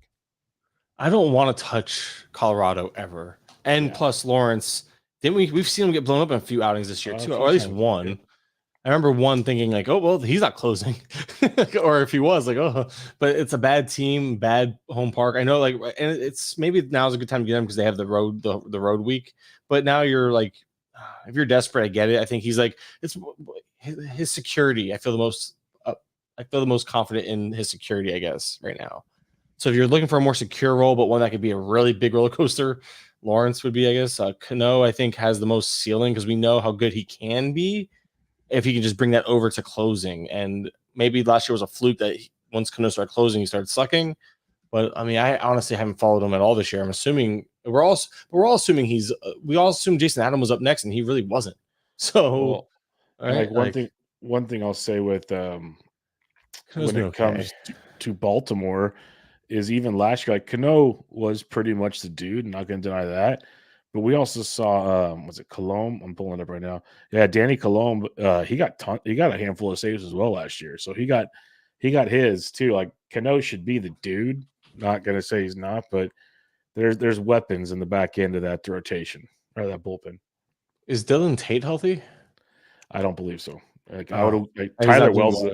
Tyler Wells, I wanted to be the closer before they even signed Kimbrel. Like I just remember Dylan Tate. I just remember this. So I remember someone talking about Dylan Tate, and I'm like, all right. And I just pulled him up. I'm like, his numbers aren't great right now, anyway. At least the underlying numbers, like the K, like he's not. Anyway, but yeah, you're right. He's probably not healthy. Oh, I just thought I'd ask because I just remember his name being there. But yeah, Cano's been okay. Cano's numbers, when I looked at him, reminded me of a good Pyumps, like not the bad one we've seen, but like I just look, I'm like, it was like a 19% K- walk this year. The Sierra was like 2, so it's like he's actually like doing well. But it was just one of those things where it was like the stuff is just mediocre. Like the underlying numbers that you look for in a closer, like the Ks and all that, were just like, like okay, like it's good. I'm okay with it. But like I'm expecting to be, and people forget that Pyumps is good or can be good. I just don't think Cano could be elite. So like spending up on him, if you're desperate or if you're the Kimbrel owner, I get it. Kind of like how I went after Ginkel, and now I really upset I don't have him because as a Seawald owner, I put like 189 up on Ginkel and was the runner up to 211, and and then for like a week there I was like, haha, that's what a guy gets for a month of Ginkel, $200, and now I'm like, well, it might be another month of Ginkel. Yeah. Seawald is shut down for a bit again, so another setback. And but meanwhile, trust me, I'm with you. I got Ginkel in a few leagues, but I have none. I have one share, and it's in a main. So yeah, screw you. Like I'm like I was aggressive because it was like the 1 or 2 leagues I have Seawald in, so I went like aggressive. I was too. 189 is aggressive. Like, no, everyone's like, damn. Like everyone I've talked to was like, great bid. You just got. Was that a main event though? It was a main event. Yeah. It was week 1 or week 2 of a main event because the injury came in that Monday. I remember the injury came in that Monday, so we couldn't bid on. We just passed that. Yeah, and then Ginkel was clearly the guy. So I went hard, but then I ended up I ended up getting Yates in the process. So it worked out. I used the same. I'd say that worked out. 5 saves in 2 weeks with a win. That's not too bad. Yeah, Ginkel has like 6 or 7 saves, though. But anyway, but over a longer period, I'm saying Yates is pretty good for you. To be fair, I probably would have gone for both of them. And you probably got Trevor Williams instead of he was probably your backup bid to Ginkel. Yeah, just be quiet for 2 minutes, okay? Hey, my pitching is not a problem. And my pitching, it's my hitting. So I'm hoping that some of these hitters finally do something. But anyway, yeah. Going back to our talk, like Cano, I think Cano would be my preference if I want like the best of like potential security, but like actual like good production. But I don't know. I guess Lawerence is. I think where are you at with this? Because Lawerence to me is the most secure in the role, but like I'm not very confident in the production or him keeping it long. Yeah, Lawerence. I'm with you on that regard. I want Adam. I think he's the best pitcher out of the 3. But Cleveland got the saves, man. Like, I know. I'll take best pitcher, and basically the way I compared Jason Adam in a recent article, Jason Adam is the Rays version of Andres Munoz. Munoz has 3 saves. So Adam's not going to get a ton of saves, but he's going to probably get you 5 to 10 saves. But his ratios and strikeouts, he'll sneak a few wins in too, will be a lot better than what these the headaches Lawerence is going to give you for 6 saves in the next month and a half is going to be a nightmare. That's fair. Yeah, you know what? You talked me into Adam over. Let's just move Lawerence to the bottom. I told you I don't want to do it. If I knew for a fact Cano was the closer because Kimbrel went on the IL, Cano would be the guy. I still until Kimbrel's on the IL, I'm still like, oh, okay. But here's the thing: the way we just talked about it is pretty much like it could be any of these guys. It goes back to showing you maybe the value. Maybe this was not the week to spec because the prices were. You could have gone out and got Trevor McGill probably if he was available for free, or he's probably still available. He's a guy I'd rather spec on, just given like the path to the role. And then didn't Devin Williams have like not a setback, but it's not healing as expected or something with his back. So there's more. I picked up Trevor McGill in a 15 this week. Yeah, and he's like he was the guy that. Why not spec on him for $1 or for a couple dollars? He's still going to be cheap. Now, if he goes out and gets a save, he'll be the next week's Cano or next week's whoever. 100%. And yeah, he's like that's why I'm like there was other names to spec on with maybe not clear set paths to the role, but I don't know for the prices.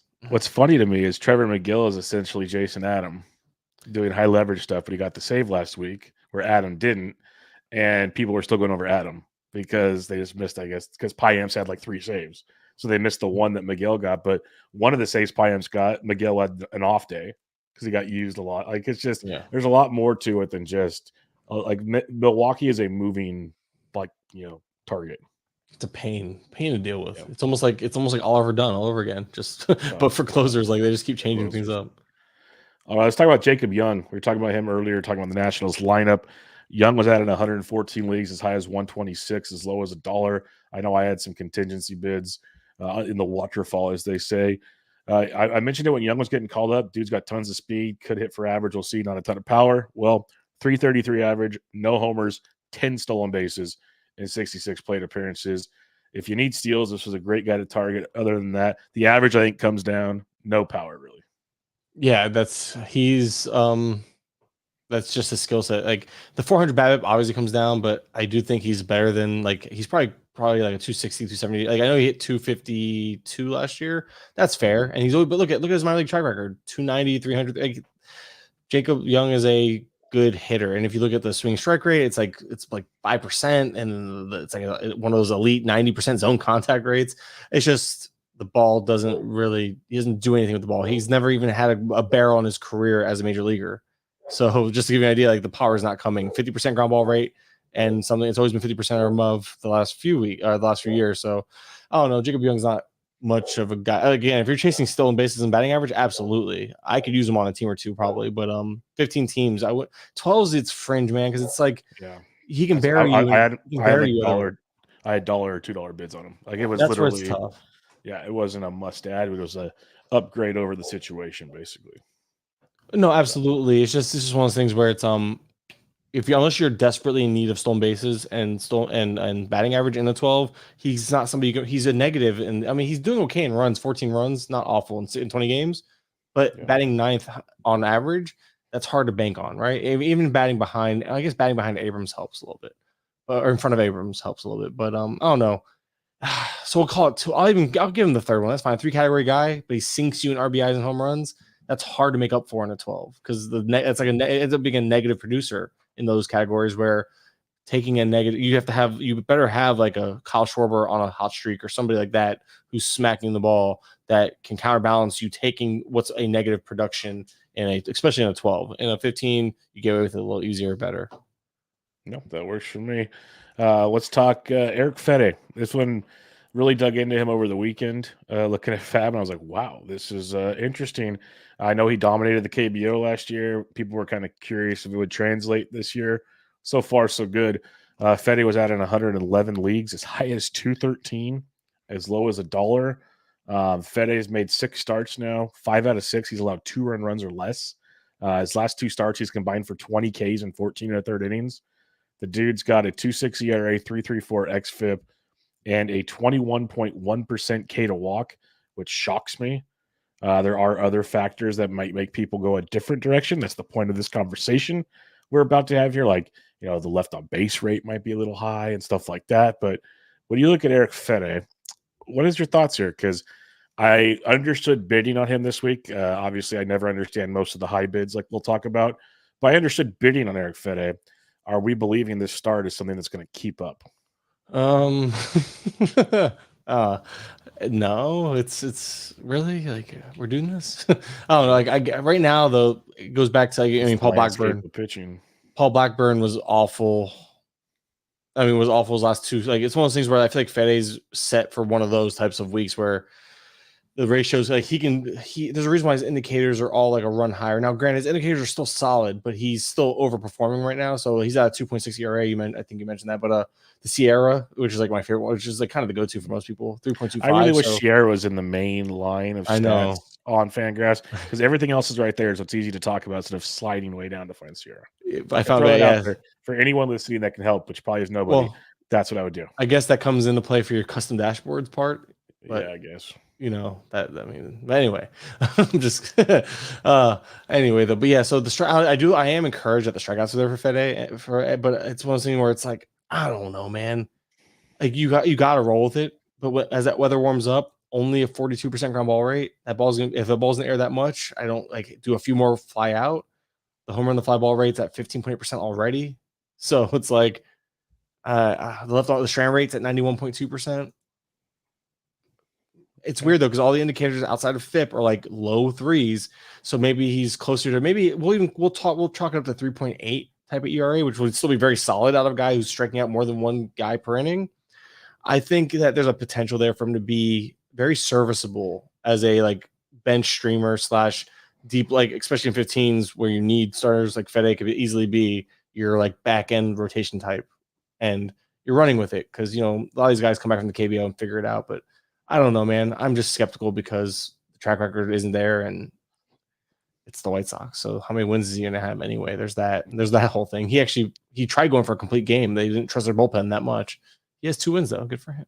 Out of 6 starts. Yeah, I was surprised by what we've seen overall. I'm kind of waiting for the other shoe to drop, but I guess ride it while you can.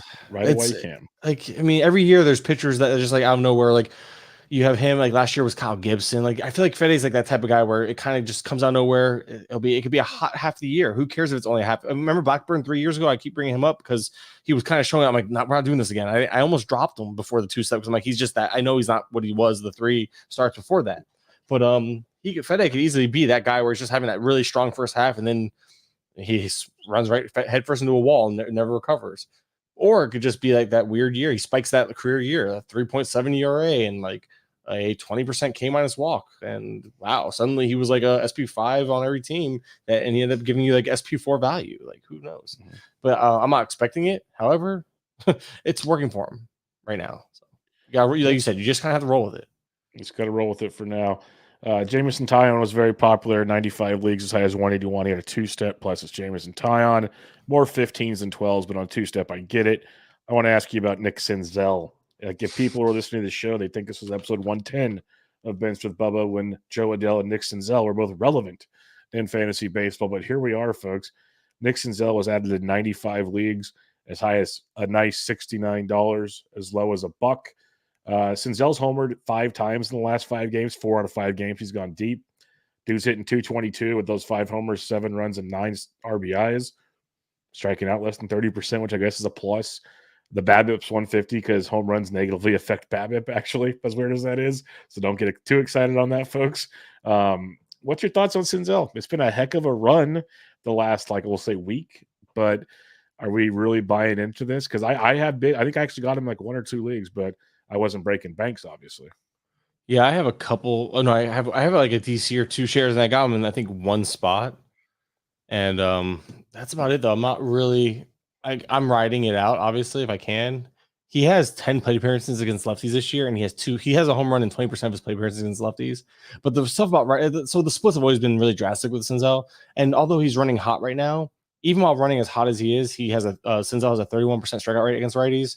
His OPS is still 806, but it's over 1,100 against lefties. And it's one of those things where it's noticeably his WRC plus against lefties is 212 compared to 118, which 100 is league average for those who might not know, and 18% better than league average. So he's still doing well against righties, but to be as hot as he's being and to hit as well as he's hitting, to still only have an 806 OPS against righties, that kind of concerns me in terms of when it comes down to earth, it could just be what we've seen over the last few years. There's a reason why Senzel's been a lefty masher, a platoon bat, wherever for the Reds and such. So I do like that there's some upside there. I'm willing to ride it out, but it's not a guy that I wouldn't have gone out targeting him thinking, oh, we finally got Senzel doing his Senzel things at 28 years old after season after season of injuries and underperformance. So yeah, I'm with you on that one.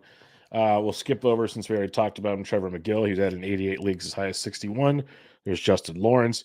Willier Bray, we talked about last week with Ben Tidd. He went in 79 leagues as high as 200, as low as 1. I want to ask you about Pete Crow Armstrong. First off, I'm surprised he's only added in 79 leagues. He was added for as high as 197, as low as $1. Pete Crow started the last 4 games since getting recalled, a hit in each of those 4 games, including a home run. This season, he struggled at the plate in AAA, hitting only 203 with 2 homers and 5 steals.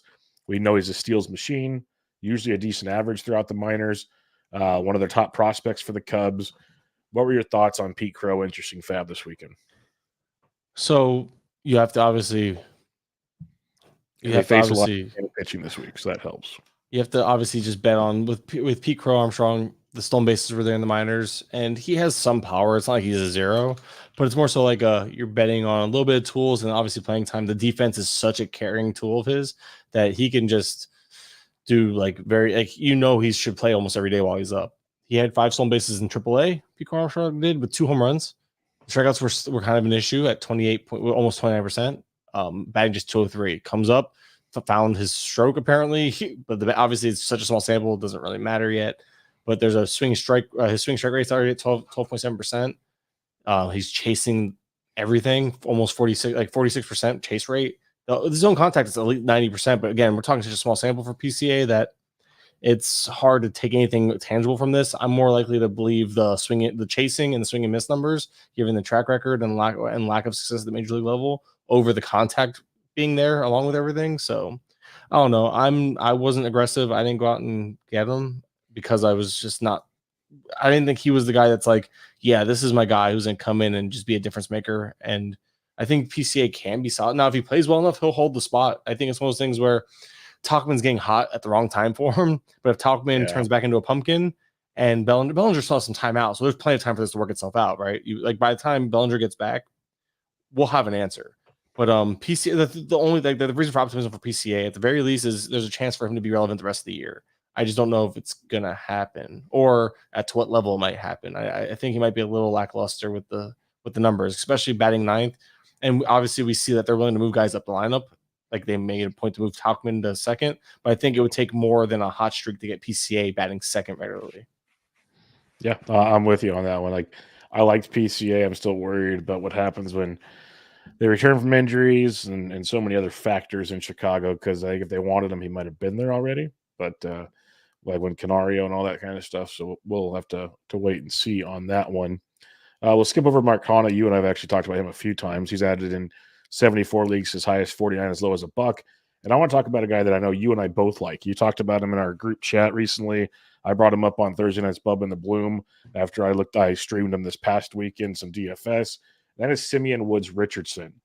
He was added in 73 leagues, as high as $76, as low as $1. Woods made his 2nd start for the Twins this past week, and he fired off 5 innings, 2 runs, 6 Ks. He's thrown 11 innings, 3 earned runs, 11 Ks in his 2 starts so far. That's a 20.5% K to walk. And what I really liked about Simeon Woods Richardson is he gets the White Sox this week, which you talked earlier about just matchups being an important thing. And then you look at next week, barring no changes in the schedule, he gets Seattle and at Toronto. It kind of, Toronto offense doesn't really scare me as much as it once was. And plus, this is a big-time prospect that we know has got some good stuff. So I liked Simeon Wood Richardson. I figured this was the week to get him if you do, because if he pitches well, that 2-step price is going to be through the roof. So what are your thoughts on SWR? So there was 2 players that I was put in charge of scouting back when I did the Prospects Live stuff for a little bit, which was still a very, very amazing time of my back when I was jumping around doing everything but not really mastering anything. They gave me an opportunity to work with them, and there's a reason why they're jam up and know their stuff. But he was one of the reports I had to write, and so was Ober. And I remember being in on Ober compared to everyone else. I was like, man, just being that big, at the very least, now did I ever see this? No, but I kind of developed this little crush on SWR too. I was like, man, Woods Richardson is just something about him. I think I started being one of those weird guys that I liked command and control. I liked it when people obviously, if you compare stuff with that, that's great. But both him and Ober had that in my brain. They both were able to command their pitches, hit their spots, but the velo lacked. And what we've seen with SWR is that the velo is up a little bit since becoming, and that seems like the Twins have been able to do that with their pitchers, get their velo up. So it's not high enough to be difference making, but I did like, so that's why I was annoyed, because I was like, hey man, I'm pretty sure Varland's gonna go down, and Woods Richardson looked good in his last start, and he's on a similar like schedule as Varland. I'm like, I bet you that swap happens. I'm like, I should go get him. Like, I almost dropped. I was going to go get him just to stash him for a buck or two, because I was like, I think that would be a smart move. And of course, not only did he get called up, but then he goes out and pitches really well against Chicago. But to be fair, he's faced Detroit and Chicago so far, and he's about to face Chicago again. And you're mentioning, but sometimes the schedule is all you need. So you have a guy who's probably like an average pitcher, honestly.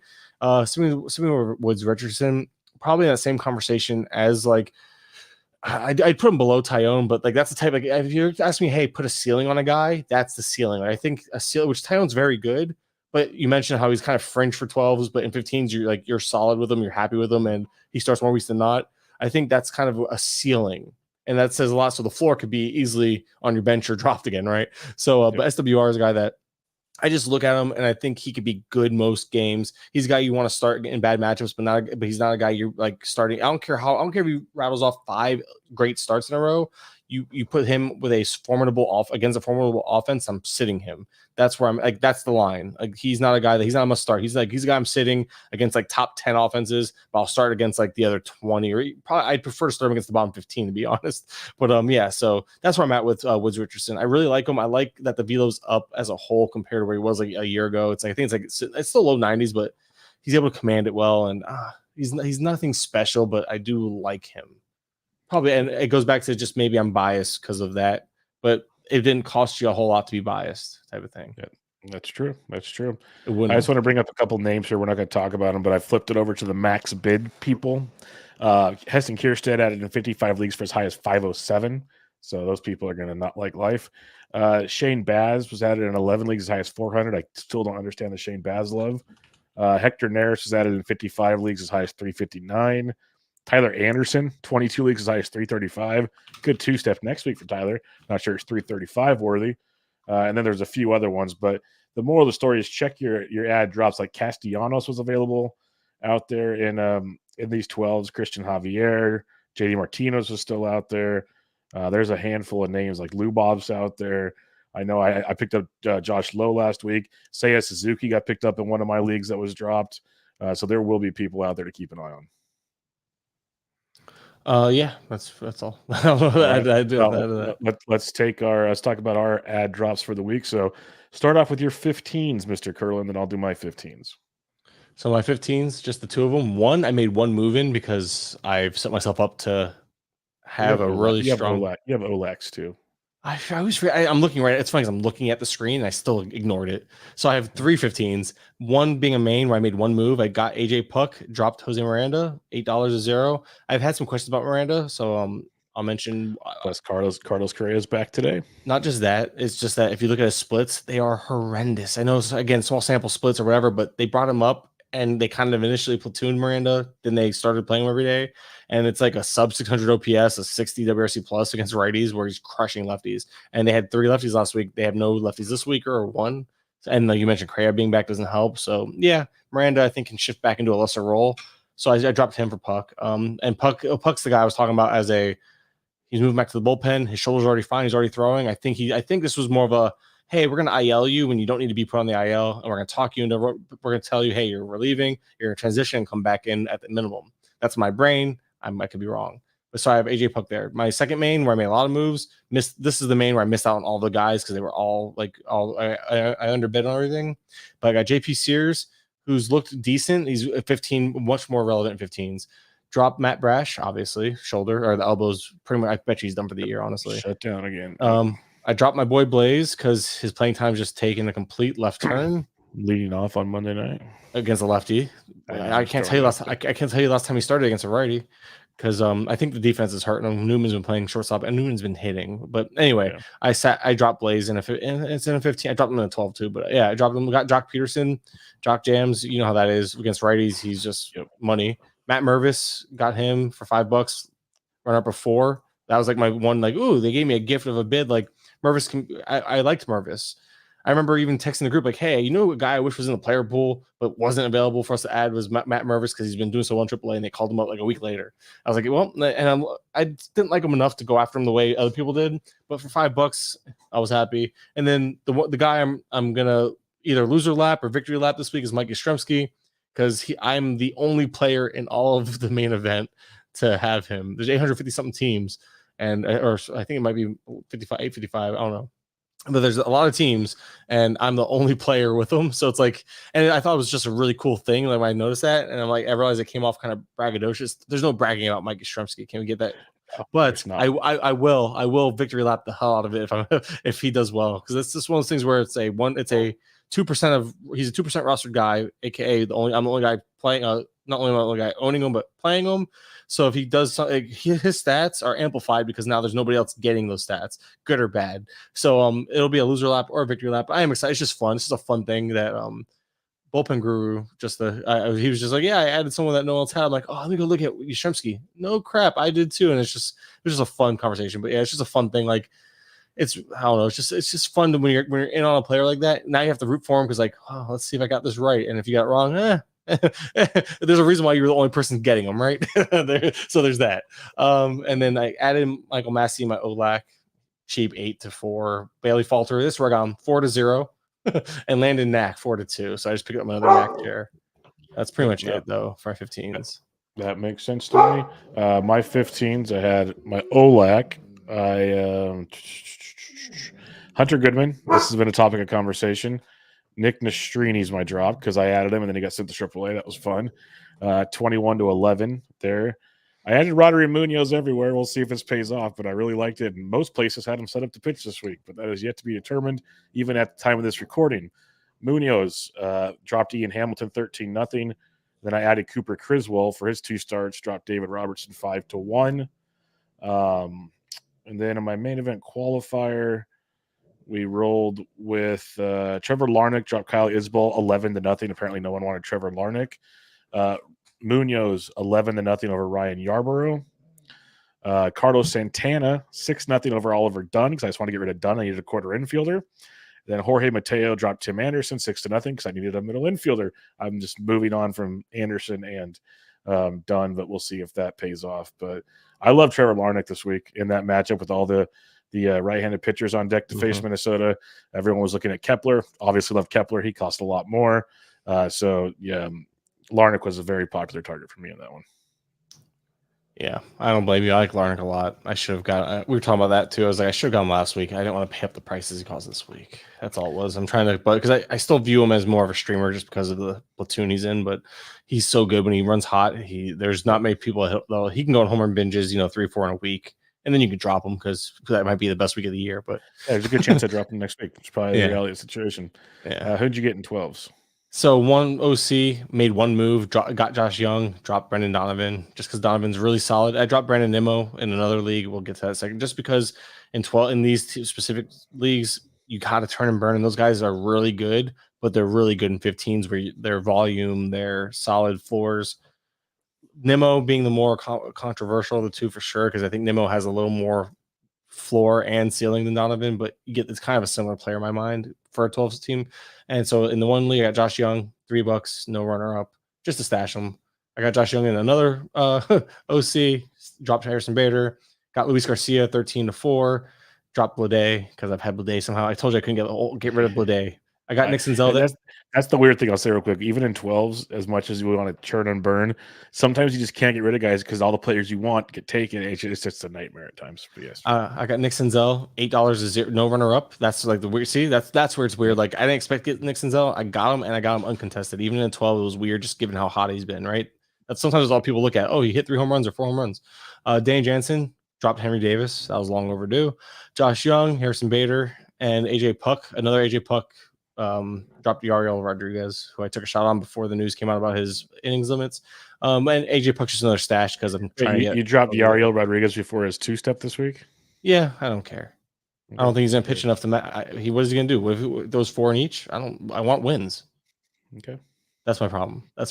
And maybe honestly, I probably overlooked that to be completely. This is my last OC, and I told you how I just get kind of lazy on this one. Yeah. That was my only Yariel Rodriguez share. Gotcha. Hey, But honestly, to be completely honest, I mean, has he pitched more than 4 innings in a start? I haven't followed him a whole lot. I don't believe so off the top of my So head. It's that's my not supposed 3.2. The weird part is one start they had an opener for him. The next time out, he was the opener for 4 innings. I'm like, if they just kept the opener in front of him, I'd be very excited. But the last start was also against the Royals, and they pretty much lit him up, and he didn't have the same stuff. So I'm wondering if teams are figuring him out. They saw him more. I knew there was a reason. I didn't just drop him for no reason. The walks are kind of a headache. Like 2 out of 3 starts, the walks have been meh as a starter. So it's like, I don't know, man. It just scares me. 2 home runs in 11 innings. Like, I don't know. I just wasn't really trying to, and I just really think unless he has an opener, he's screwed for those wins. And I'm not trying. I don't need the ratios and Ks as much. I need volume, and I had other options. I think Yariel was actually a bench. I took a shot on him just to see for the upside, and I moved on. And my other 12, a lot of familiar names here. Neto, I mentioned earlier, 27-0, no runner up. Jameson Tyone, 19-16, the 2-step. Plus, I really like Tyone. I have him in a lot of leagues. Friedel, 13-8, because he's going to be starting a rehab this week. Sears, 7-0.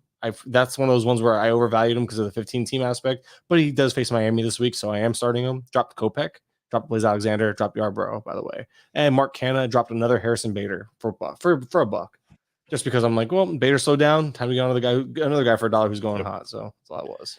Yeah, I dropped a Yarbrough this week. I benched my Baders. Next stop will be dropping Baders like you did. It's kind of I've dropped Bader, added him, and dropped him already this year on multiple teams. I've done that. I've played that game. Guess which week I dropped him for, though? The good one. Good week. Never fails. All right, my 3 OCs. I've got Hunter Goodman for $12 with no runner-up bid. Dropped Griffin Jacks. Johan Duran is with the team on Monday, expected to be activated Monday or Tuesday, and Duran looked good in his rehab. So Jacks back to the 8th inning roll. Then I added Trevor Larnach for $9 with no runner-up bid. Dropped Luis Eel. Luis Eel is a fun name, but especially in 12s, his ratios are not great, and he's not picking up wins because no keep enough in the games. So there's your Yale Rodriguez comment. Second OC, Hunter Goodman dropped Gavin Sheets 11-0. I added Munoz, dropped Shelby Miller 6-0. Then I added Simeon Woods Richardson, dropped Kirilloff 6-4. And this is where the 12 versus 15s. Kirilloff's going to play a lot versus righties this week. It's like empty stats with Kirilloff. I like him a lot. Good average, might score some runs, but outside of that, there's not a lot going on there without Kirilloff. We're in a 15. That's a great corner infielder. I just throw him out there. He's going to be a pretty good corner infielder. In 12s, like there'll be weeks where I still want to roster him, but he's not a must for me at all in 12s. And then my third OC, Britton Doyle was out there. I jumped on him. I'm surprised I got him actually. I think he got overshadowed with other bids this week. Dropped Charlie Blackmon 22-21. That felt good. Added Tommy Pham. Dropped Jose Siri 17-0. No runner-up bid on Tommy Pham. None. That's just ridiculous. Especially so cheap. Yeah, got Nick Senzel, dropped Gavin Sheets 6-0. Grabbed Munoz, dropped Michael Kopech 6-0. So I had 3 bids with no runner-up bids. Like that's just the OC world is bonkers like that. All right, we have, I believe, one listener question real quick, Kurland, and then we will roll out of here. Aaron K asks, any love for Wenceel Perez? Is this Simeon's burner account? Has played a lot last few days out of the 2 and 3 hole. Also, he dropped. Okay, we'll start with that. Any love for Wenceel Perez? I think you mentioned it. Simeon was like, I'm like, I liked him, and then I looked more into it, and he didn't play Sunday, and I was like, because he played like 2 of 3 heading into that Sunday, then didn't play, so I moved off of him, and then he did the same thing again this week, and I think that's all it is with Perez is that he's played 3 of the last 4, but he sat tonight against, so it's like he played 3 of the last 5, because then if you look, Torque had a day off. Meadows had a day off. Veerling had a day off. Carpenter had a day off. Baez had a day off. These are the last 4 games. Like all these, Colt Keith played 3 or 4.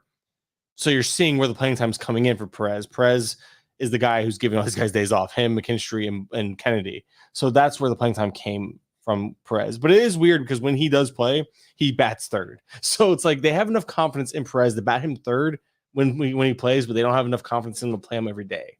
So that's, and like I said, right now, I think, is he? I look at, oh no, we don't have a lineup. I don't know if he's out today, but they're rained out.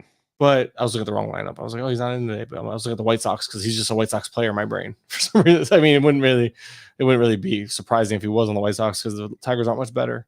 At least, well, that's not fair. Tigers are better, but yeah. So I just mentioned like Perez got 3 starts, but that was with all the usual suspects getting a day off over the last few games. So Yeah, I don't know if super I'm buying it. utility. Yeah, and it's frustrating because you get 3 out of 4, and then he might not play, and he might only play 2 out of 5 after this, or maybe he's getting regular playing time at the expense of others. But it's too early to pick up on that. It's tough in Detroit. There's so many moving pieces, and we're basing it off what we just saw. We saw something similar happen a week ago, where he played 2 out of 3 or 3 out of 4, and then didn't play for most of the next week until the weekend again. Maybe he's just their weekend warrior. Could be. He says he also dropped Matt Chapman in his main. He has Maikel Garcia, Westberg, and Josh Rojas. He stashed Josh Young for Chapman, so he dropped Chapman for Josh Young. Okay. He also dropped Holiday. Am I a lunatic? I understand dropping. I can understand dropping Holiday. Dropping Chapman with 4 home runs and 3 stolen bases is not nothing. Like he's randomly stealing bases. So and he's 3 for 3. Chapman, I wouldn't have dropped him over what he said. Josh Rojas, yeah, no. Rojas is a platoon guy. I know he's leading off, and I know he had a couple home runs over the weekend. He dropped Chapman to stash Josh Young. Josh Young, I thought you mentioned he's rostering Josh Rojas, so he could have dropped Rojas. That's what I would have done. I know Rojas is leading off and all that, but he's still a platoon bat. He's not playing against lefties. This week they have 3 lefties on the schedule. Yes, 3. So he's not going to play, and 2 of them are Monday through Thursday. So you might get an idea. I don't know if they have a game tonight, but they play a lefty. They start off against a lefty this week. They do. And is he in? He is not in. See, there you go. And that's why. So yeah, that's why I wouldn't have dropped Chapman, just because you're getting playing time and it's not empty. The batting average is a little iffy right now, but it's not empty. At least there's some power, some speed, which is weird to say speed, but he's like pacing out for like 2015. Yeah, he's playing well.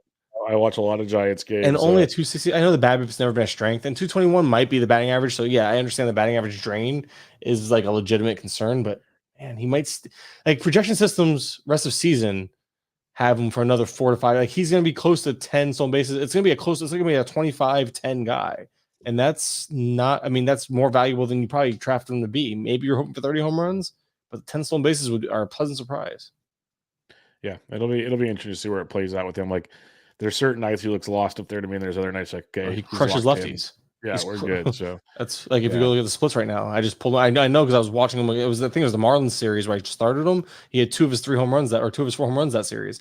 903 OPS against lefties, 557 against righties. There you go. We'll see what happens. Crushing lefties right now. But all right, Mr. Kurland, we'll wrap it up there. Long show. Any final thoughts? Let anybody know what you got going on these days.